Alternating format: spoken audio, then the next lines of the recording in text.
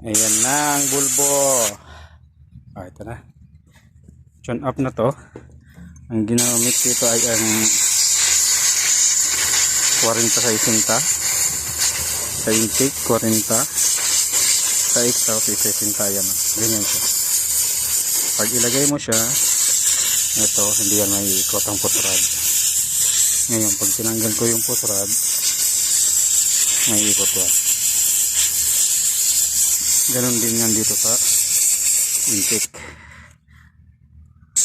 Ayan, hindi siya may ikot.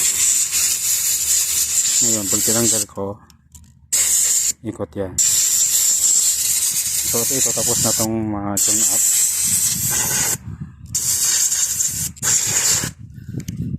Okay na yan, na-tune up na yan. So, ito naman ay street 6 naman. Kaya madali naman yung firing order nito ay 15364 lang. Basta start engine, yan lang ang firing order niya. So, ito. Okay na siya. Na-tune up ko na yan. So, ngayon, magkabit ng injector at linya, mga panlabas. Ayun ang aking magiting na kasama. Ayan.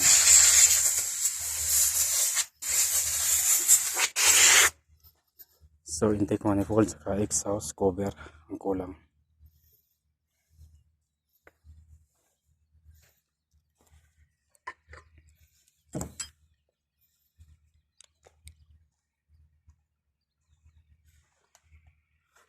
So ito na mga napaka-importante pala dito, mga o-ring na to.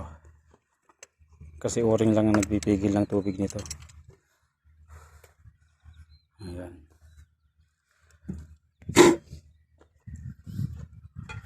Sige po mga lods, salamat sa panonood. Ingat kayo lagi, God bless.